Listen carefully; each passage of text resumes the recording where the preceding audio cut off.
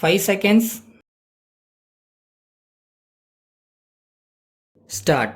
மாண்புமிகு துணைத் தலைவர் அவர்களே, சென்ற 3 வருட காலமாக வந்த வரவு செலவு திட்டங்களைப் போல இந்த ஆண்டு வரவு செலவு திட்டம் இல்லை என்பதை எதிர்க்கட்சியினர் ஒத்துக்கொள்ள வேண்டும். எனினும் எதிர்க்கட்சியிலே இருப்பதன் காரணமாக எதிர்க்க வேண்டும் என்ற முறையில்தான் அவர்கள் இந்த வரவு செலவு திட்டத்தை எதிர்க்கிறார்கள் என்று நான் நினைக்கிறேன். இப்பொழுது 2 புதிய வரிகள் போடப்படுகின்றன. இதை வைத்துக்கொண்டுதான் இந்த எதிர்ப்பு இருக்கிறது என்று நான் நினைக்கிறேன். இந்த 2வது வரியை எடுத்துக்கொள்வோம். நமது மாநிலத்தில் ஒரு சில மக்கள்தான் நிலம் வைத்திருக்கிறார்கள். அவர்களுக்கு இந்த வரியை போட்டு அதனால் மாநிலத்திலுள்ள எல்லா மக்களுக்கும் நன்மை செய்வது சம உரிமை தத்துவம் என்பதை யாரும் மறுக்க முடியாது. இருந்தாலும் இப்போது விவசாய பொருட்களின் விலை குறைந்து கொண்டே வருகிறது என்பதை சுட்டிக்காட்ட விரும்புகிறேன். இந்த நிலையில் நிலவரியின் மீது அதிகப்படி கட்டணம் வசூலிப்பது பொருத்தமாக இருக்காது என்றுதான் எனக்கு தோன்றுகிறது. வரவு செலவு திட்டத்தில் தெரிவித்ததுடன் இந்த வரி அமலுக்கு வந்துவிட போவதில்லை. அதற்காக ஒரு தனி சட்ட முன்வடிவு கொண்டு வந்துதான் ஆக வேண்டும்.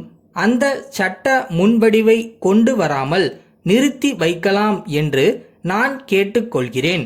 விலைவாசி ஓரளவுக்கு ஏறுமுகமாய் இருந்தால் அப்போது இந்த வரியை விதிக்கலாம். இல்லாவிட்டால் அரசு இந்த வரியை கொண்டு வராமல் நிறுத்தி வைக்கலாம். இதை அரசு யோசித்து செய்ய வேண்டும். அடுத்து, எங்கள் தாலுகாவில் கடலை விளைச்சல் அதிகம். அதாவது மணிலா கொட்டை பயிர். கடலையின் விலை ரொம்பவும் வீழ்ந்து விட்டதால் அந்த விவசாயிகள் ரொம்பவும் கஷ்டப்படுகிறார்கள் என்பதை நான் அரசின் கவனத்திற்கு கொண்டு வர விரும்புகிறேன். எங்கள் தாலுகாவில் அதிகப்படியான கடலை விளைவதால் எங்களுடைய தாலுகா ஒரு செழிப்பான தாலுகா என்று கூட சொல்வது உண்டு. இப்போது 2 வருடங்களாக கடலையின் விலை வீழ்ந்து விட்டதால் விவசாயிகள் ரொம்பவும் கஷ்டப்படுகிறார்கள். அதற்கு அரசு ஏதாகினும் நடவடிக்கை எடுத்துக்கொள்ள வேண்டும். புள்ளி விவரங்களை எடுத்து விலை இறங்கிய பிறகு ஏற்றுமதிக்கு அனுமதிக்கிறார்கள். பெரிய வியாபாரிகளுக்கு அந்த கடலையை விற்ற பிறகு ஏற்றுமதி செய்ய அனுமதித்து உத்தரவு வருகிறது. ஏற்றுமதியினால் ஏற்படும் விலை உயர்வு விவசாயிக்கு கிடைப்பது இல்லை. விலைவாசி ரொம்பவும் குறைந்துவிட்டது. ஏற்றுமதிக்கு அனுமதி கொடுக்கும் போது கூட ஏற்றுமதி வரியையும் அதிகப்படுத்துகிறார்கள். அதனால் விவசாயிகள் அதிகம் கஷ்டப்படும்படியாக இருக்கிறது. அரசு இதை கவனித்து ஆவண செய்ய வேண்டுமென்று கேட்டுக்கொள்கிறேன். இதைப் போலவே வெல்லத்தின் விலையும் கீழே போய்விட்டது. இதையும் அரசு கவனிக்க வேண்டும். அடுத்து, இங்கு ஒரு பொருளை பற்றி அடிக்கடி பேசப்படுகிறது. தரிசு நிலங்களை ஏழைகளுக்கும் நிலம் இல்லாதவர்களுக்கும் கொடுக்க வேண்டும் என்று அடிக்கடி சொல்லப்படுகிறது. போர்க்காலத்தில் நிலங்களை யாருக்கும் பட்டா பண்ணாமல் வைத்து கொண்டிருந்தார்கள்.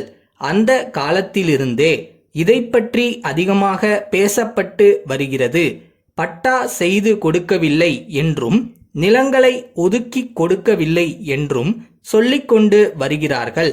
சொந்த நிலத்தை வாங்கி நிலம் இல்லாதவர்களுக்கு கொடுக்க வேண்டும் என்று சொல்லும் இக்காலத்தில் தரிசு நிலங்களையே கொடுக்காமல் இருப்பது சரியல்ல. இதுவரையிலும் யாருக்கும் நிலம் கொடுத்ததாக தெரியவில்லை. எங்கள் தாலுகாவில் இம்மாதிரியான நிலம் ஏராளமாக இருக்கிறது. ஏற்கனவே சாகுபடி பண்ணி கொண்டிருக்கிறவர்களுக்கும் இன்னும் பட்டா செய்து கொடுக்கவில்லை. அங்குள்ள தாசில்தாருக்கு இதை கவனிப்பதற்கு நேரம் இல்லை என்று சொல்லுகிறார். அது உண்மை. முன்பு வருவாய்த்துறையினருக்கு அவ்வளவாக வேலை இல்லாமல் இருந்தது.